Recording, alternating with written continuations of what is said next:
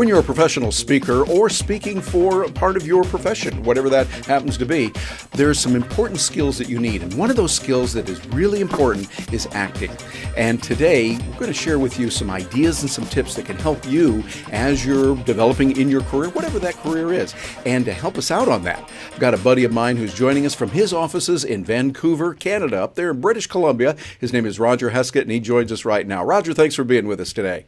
Thanks so much, Terry. I'm so glad to be here with you. Well, we are delighted to have you here, and I'm just so looking forward. I've been anxious to see this, put this together because you've got so much good information about acting. You are an actor, and you're a professional speaker, and I know you put these together. Tell us a little bit first about kind of the Reader's Digest version of your background in both acting, professional speaking, and other areas.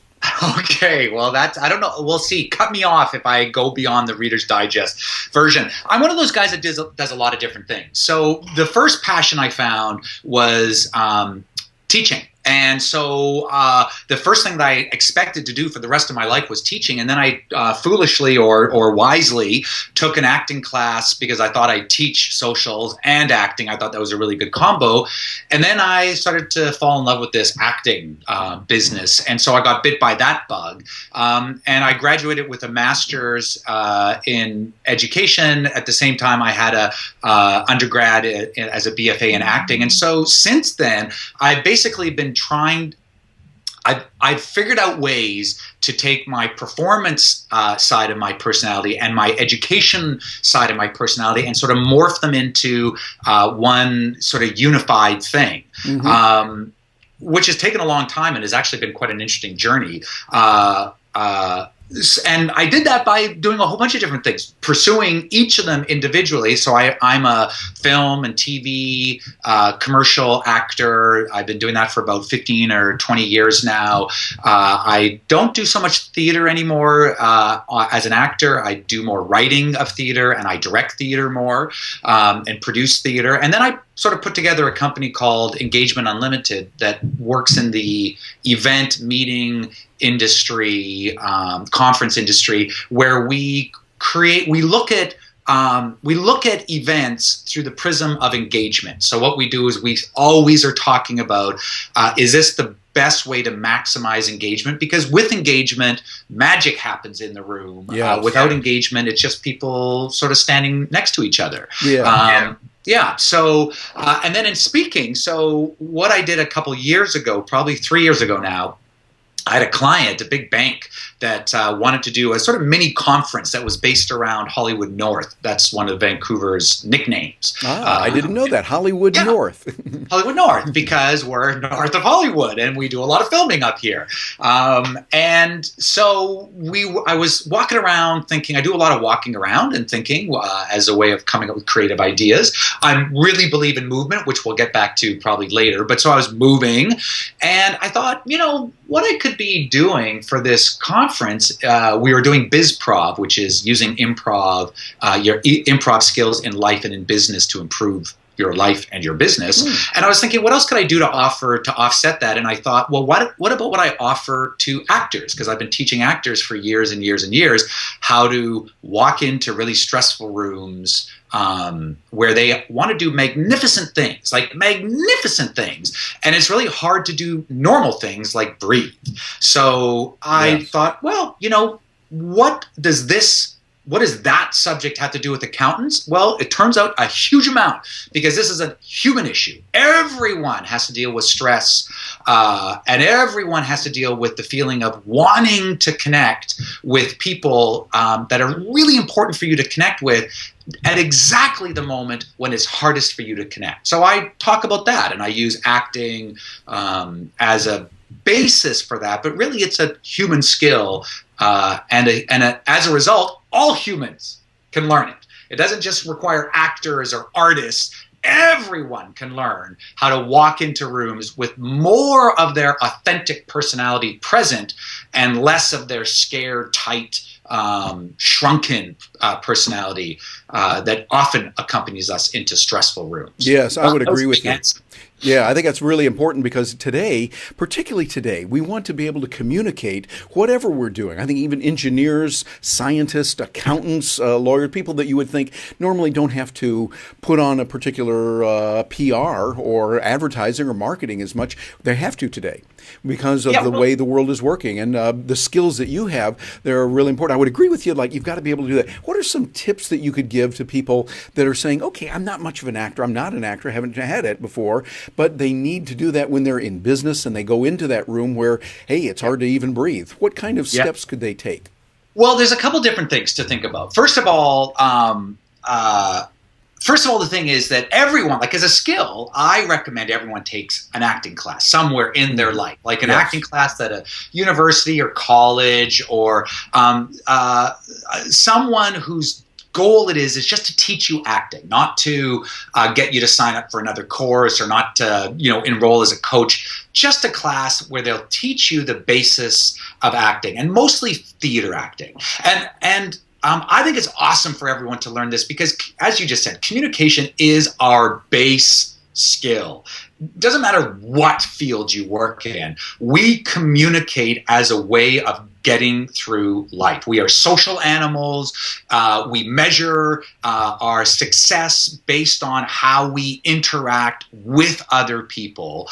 And so communicating is like the basis of how we interact. So I think anyone is better off taking some of these skills. But the cool thing is that we all know how to act. A lot of people sort of think, there's an acting world out there that I need to somehow learn about and peel back the curtain and peer in and sort of learn what they're doing so that I can learn those. But the truth is we know those things. We act on a daily basis. As a matter of fact, one of my two favorite skills, two of my three favorite skills, improv and acting, and then education, we improv every day. Life is an improv. Life is an improv. It doesn't get any more basic than that. And acting, we do not every moment of every day, but we are acting consistently to ourselves, to others, all the time. So learning how to do these things is not a matter of putting on something totally different that we have to struggle into and figure out. Rather, it's like an old comfortable sweater that you just need to see in a different way and go, oh, these are the skills I use all the time. Get to some more... You're tapping into other areas. Correct me if I'm wrong, because you're the actor. I studied a little acting in high school and then undergrad school, did some and loved it to pieces. But it's like you're just becoming more of the real you that's there. It's like, well, I don't want to act. I'm going to be the real me. Well, you're different people. When you're on the stage, for instance, speaking, you're going to have a different part of you that comes out versus when you're talking to, say, your child, when you're having a moment when you got to talk to them about something or helping them, or you're maybe correcting them something, or talking to your spouse or a loved one. It seems like what you're doing is you're bringing out different aspects. Would that be correct?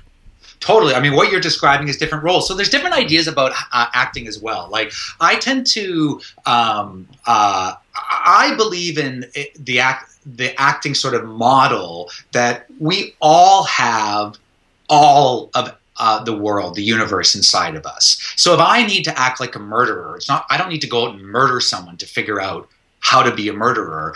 I just need to tap into the parts of myself that feel like murdering people at times. And we all have those feelings because we're all human.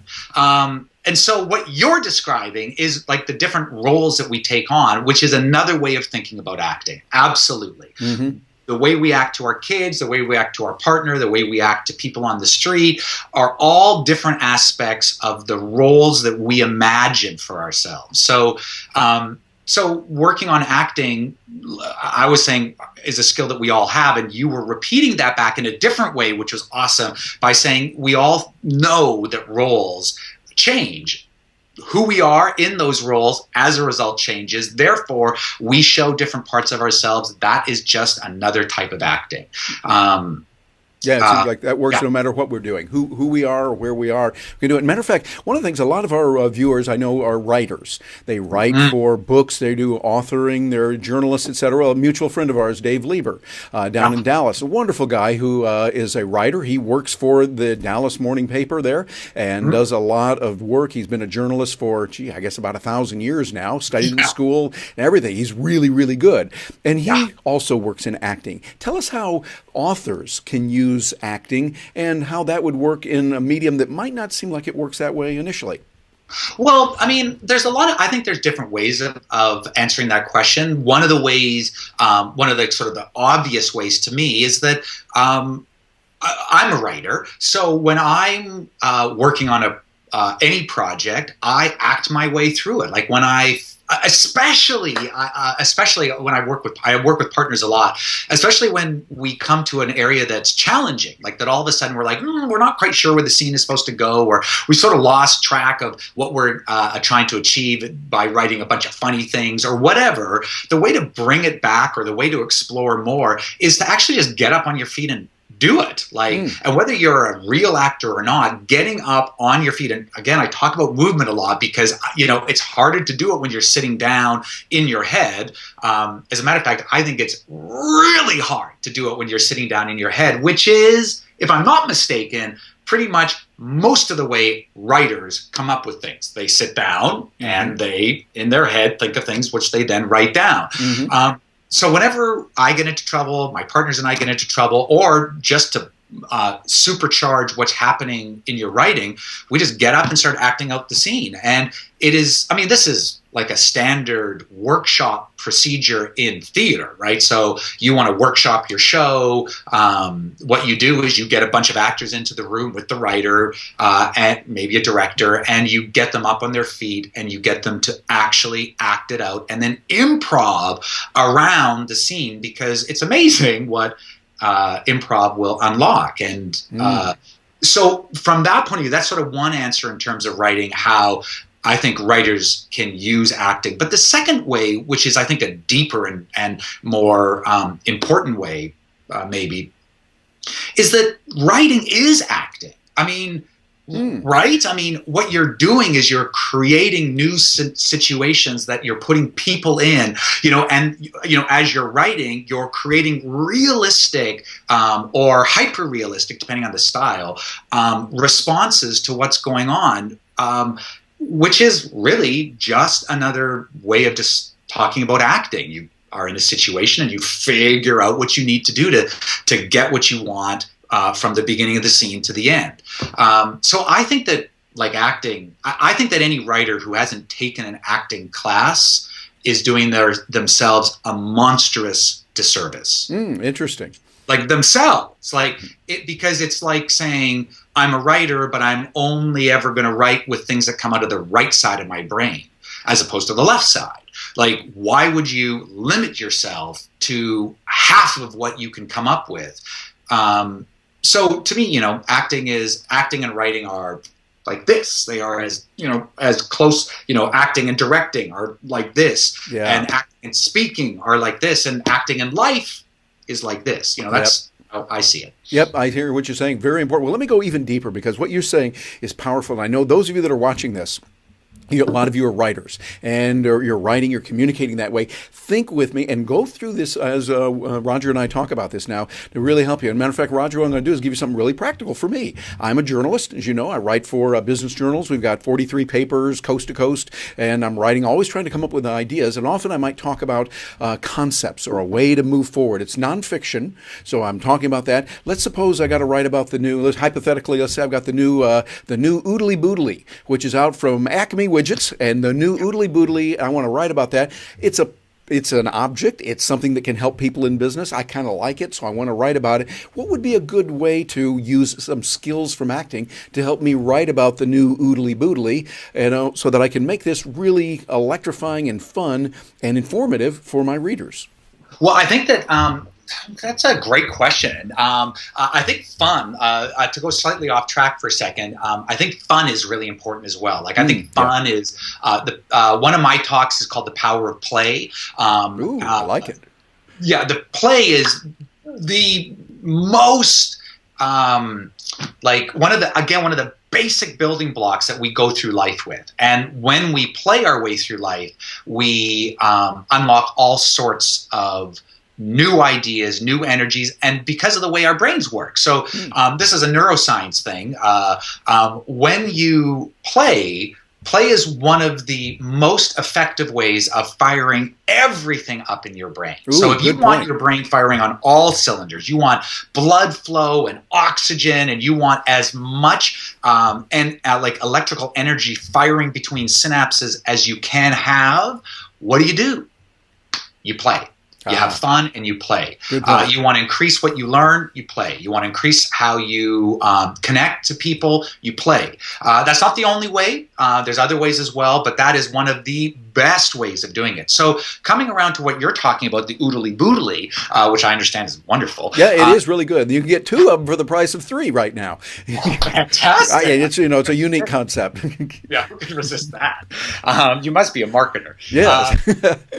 So like I would say that there's like, one of the things that you can be doing that's really basic acting that people wouldn't even think about as acting, but I think of it as acting, would be just to to actually start using it, like to sit down at your desk or stand up from your desk and actually pick up the thing, walk around the room, go show it to other people, interact with them, say, pretend like, if you're, let's say you're a business user who's 57, he's, had a 30-year career, his company is at the stage here, he has this that's come in the door, how would he use it? Like there's a perfect acting exercise where all of a sudden you're role playing / character, doing character work that will help you see the product in ways that you might not have, but a version of you, this 57-year-old version of you, that blah blah blah, might see it. So there's lots of ways like that, like role playing / character stuff, where you could lock into more ways of writing about it. But I also think that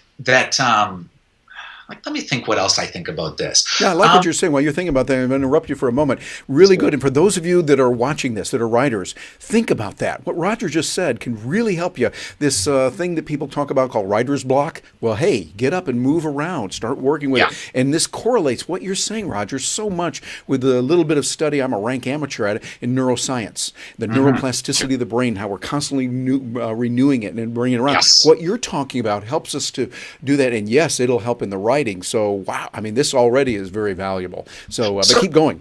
Yeah, well, so back to off of what you just said in terms of movement, I think of movement in acting and movement in improv, movement and life. Like I think of those things as going very closely together, although we don't do that in our business world anymore. We don't really do that in any part of our world. Even classes are not like that. Instead, they're set up to be the opposite of that, where you sit in very rigid. I'm talking about all classes, like a speaker, when a speaker's on the stage talking to a group of people versus grade 1 class. They're all geared towards experts on the stage, talking to other people and inputting information into their brain, which is supposed to lock in there and change the way they see the world, the way they interact with the world. To me, that's a back-assward way of going about putting yourself in that situation. Yep. Rather, get up and move around. I really believe that movement and learning, movement and thinking are connected. So back to writing. I rarely experience things called writer's block. Part of the reason is I work on a variety of different things, and when I feel something that sort of closes up for me, I just turn my attention somewhere else. I really believe in trusting our brain. I really believe that we have our brain, not I believe, this is the case. Our brain is a problem-solving machine, so if we let it solve problems, it will do that. So when I get into trouble in areas as a writer, I tend to do the same things. 1, I get up and I move around. 2, if that doesn't help enough, I get out of whatever space I'm in and I get into nature, which really helps our brains as well. Yes. Interacting with nature, and I walk, and when I walk, I often start the walk by thinking of the problem. This is where I'm at with my writing, and this is where I haven't gotten beyond. Then if anything occurs to me as I'm moving, I let those thoughts go through, and I'm an actor, right? So when I walk, I often act as I walk. So what I'll do is I'll start to recreate the situation of the scene, or even the paragraph that I'm stuck on. I'll recreate it in my mind, and then I'll start moving around it. Like as I'm walking, I'll start thinking at it from a different angle, and I'll start putting on to myself character choices that will change the way I'm walking, all with the idea of I just want more stimulation. I want more ideas. I want more things and more ways to look at the problem. And then I do what I consider to be the most important thing. I stop thinking about it. When I get to a point where I go, my head is hurting, I would rather just look around, or I notice that I've stopped thinking about it and I'm just enjoying my walk. Yes. That is when I just stop and I let it. I don't stop walking. I continue walking. I stop thinking and I let my subconscious take over. Because, Terry, as a writer, you know that somewhere in that walk, or somewhere at the end of that walk, or half an hour later, or that night when I wake up in the middle of the night with or when I'm brushing my teeth, somewhere in that period of time, I will have an answer that will present itself. And it might not be the right answer, and it might not even be a good answer, but it's an answer which I can grab onto and use as a handhold to find other answers. Yeah, you're cooperating with your brain, because our brains work that way. You're just going, okay, brain, I can't figure this out right now consciously, so you take it over from here. I'm going to go look at the sunrise. I'm going to watch the birds out here in the nature, or I'm going to enjoy, if I'm in an office, I'm going to do that, and just kind of let it go. And then it's wonderful how our other than conscious brain, subconscious, or however we're going to call that wonderful part of us, it just suddenly starts working on it. And then at the weirdest time, usually I find something about it in the shower. When you're around water. I mean, I'm in Florida here. We swim a lot, so I'm out in the water swimming around. I'm thinking, whoa, that's a good one. And it seems to work that way. So thank you. What you're saying there really, really helps us a lot. Like in a way I sort of went off there, because that wasn't so much acting. I mean, movement isn't acting, but movement isn't far from acting. And if you let yourself move, you will find that, and I say things a lot about, I talk a lot about things like, let yourself, if you let yourself move, because we are the ones that stop ourselves. We're the ones that go, I'm in a meeting, I should be showing respect to the person over there, and I will sit, even though my body is all requiring me to move because there's ideas coming, but instead I sit still, and guess what happens? Those ideas tend to float away. Anyway, I'm a big believer in movement, and I think acting is very close to that. Maybe you should ask me another question, because I'm just I think that your idea of movement is really important. And so I'm going to go back to the writers that are watching this. Think about that. Next time you get that writer's block, or you just want to tweak it and you want to make it even better, get out there and try movement. Try the movement. Let your mind go. Let it do some things like that. I think that can be very helpful. Well, Roger, and go see movies. Go see movies. That would be good as well. I find some of my greatest stories, the one I talk about a lot in my keynote presentations, comes from a movie that I was watching about the Christmas time of the year when things slow down a little bit. I was watching. There I was, hardly bothering anybody, watching a movie, and it just suddenly hit me. I thought, whoa! I actually got up, hit the remote control, and paused it. Went over and found some paper and wrote it down there on the dining room table, and then from there grew the seeds of something that has generated hundreds of thousands of dollars for me. So that's a good thing. But I want to go on, because we could keep going like this forever and ever. We might have to someday doing this. But I want to get a couple of points that, as we're kind of ending our time here, that acting lessons that we can use in business, in professional speaking, in writing, or however we're interacting in business. If you have like 2 or 3 important points that we can borrow from acting that would be very helpful, what would they be? So do everything out loud. And out loud means either verbally out loud or written out loud. So again, most of us feel that we have to maintain whatever imaginative world, or whatever dialogue that we're having as we're sort of figuring things out. Most of us feel, because of society, that we need to do that inside our head, as opposed to outside of our head. But inside of our head is a very dangerous world. Because inside of our head, all sorts of things will grab onto ideas and push them in areas that they don't really need to go into, like issue-driven areas or fear-driven areas, whatever. We need to get things out of our body. This is why in acting, we rehearse. Like we actually have a process that we actually have to commit to that gets us to do what we're thinking outside of our heads and showing the world. It is so important to get things into the world so that you can actually have more of a chance of being somewhat objective about them. So out loud.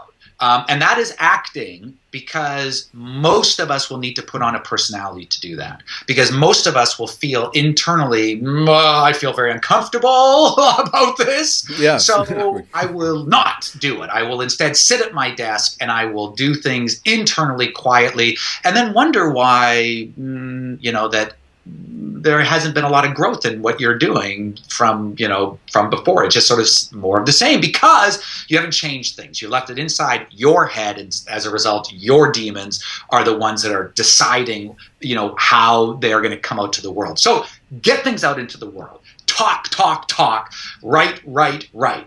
Talk. That's the harder one for most people. Writers don't usually have a problem doing this, but even this needs to be done in the world at a certain point. So one of them is talk. The second thing from acting, get comfortable being uncomfortable. This is my number one rule. I have Roger's rules that I do as part of my talk. This is my number one rule. Get comfortable being uncomfortable. And this is an acting thing, again, because we don't like it when we're uncomfortable. We take it as a sign that we shouldn't be doing it. I am uncomfortable, therefore I shouldn't do this. I will do something else instead that makes me more comfortable, that is safer. So this is an acting thing because, again, you need to put on a persona. You need to put on a different version of you, a bigger, stronger, more courageous version of you that doesn't care about what other people might be thinking or saying. Instead, cares more about the idea, right? So cares more about what you're actually coming up with than how the people in your life or just around you are going to react to the process, because the process is messy. We write bad things usually before we write good things, right? We don't want to share those bad things because then people will think that we're bad. But I believe acting, writing, creating means sharing, being vulnerable, and sharing what starts off as often bad and ends up hopefully being good. But that's an acting choice. Like, it's hard for us to do it personally because we have all of our demons. But if we go, I'm putting on a character here. I'm just going to be a guy that says these things out loud for the next 24 hours or for the next 20 minutes or whatever. I'm going to be that guy. That's acting. And if you can corral that energy, very little will stop you, I believe. So talk out loud, get everything out loud. If possible, tape it and watch it. That's even more powerful. Get it out loud, tape yourself while you're doing it, and then watch it a whole bunch of times. Get comfortable being uncomfortable. And then this is sort of acting and sort of personality based, and sort of neuroscience based. The last one I'm going to leave you with is fight to be positive. Fight to be positive. Fight to be positive, because when you are getting comfortable being uncomfortable, and when you're doing stuff out loud, you're going to have a lot of discomfort, and discomfort makes you create things that will stop you from doing it. So whether those are real or not, you'll create things that will tell you, I'm uncomfortable, so stop. So to fight back in those moments when you're doing stressful things, like talking out loud when you don't normally, or doing a presentation or talking to someone about something that you normally wouldn't, you're vulnerable in that moment, you have to fight to be positive, because stress, we all have a potent mix of stress, like hormones that we release. I get angry when I'm stressed is one of my go-to. Most guys have go-to anger. What you need to do is you need to counterbalance that with your fight to be positive. So even if you're not sure, even if you think that person over there is looking at me and making judgments because I'm talking out loud and I'm saying ideas that aren't quite finished, so they're weaker than they should be. Even though that's happening, I'm going to fight to believe that they're not thinking I'm an idiot, and instead I'm going to believe that they see a genius at work with process. So you fight to be positive so that you don't stop yourself again from doing the things that you are capable of doing. It's just that you don't regularly do. Sage words of advice. Excellent advice. Roger, we really appreciate that. Well, I'm not going to let you get away without finding out how people can get in touch with you and how they can access the resources you have. And by the way, those of you that are watching this, here is a man that really can help you a lot. You want to follow this person, get to know him, see his information, visit his website, and yes, be willing to part with some coins to learn from him in a profound way how he can help you. Roger, what's the best way for people to get in touch with you? Well, probably the best way is to go to my new branded company. It used to be go to my website. You can still get there by going roger@rogerhaskett.com. So if you forget everything else and you just remember my name, it's, roger@rogerhaskett.com. But my company that sort of pulls all this together, sort of entertainment, education, speaking, acting, pulls it all together, is called Engagement Unlimited. So you could write me at roger@engagementunlimited.ca. We're Canadian, so it's .ca, or just go type in Engagement Unlimited. We're, as far as we know, we're the only company that's actually talking this language. We spent the last year deciding whether or not we are going to come up with a name, and whether we're going to have a name that actually represents what we do, because what we do is sort of unique now, by looking at things through the engagement filter. There's not a lot of companies that do that. So if you go to that website, you'll see a range of things that we do. Like I said, totally acting-based, entertainment-based, education-based, speaking-based. And that will give you, I think, probably the best idea of sort of what's going on in my head. I think that's sort of the best way. Sounds very good. Well, there's a lot of wonderful things bouncing around in your head, and we can benefit from that and have today. So thank you very much for joining us for this time together. And for those of you watching this, get in touch with Roger. He is a person that can help you, and you know how to reach him now. So do that. And I'm Terry Brock. Thank you very much for joining us today. Thank you, Terry. Thanks for interviewing me. Thanks for the great questions. You bet, Roger. Always good to see you, my friend.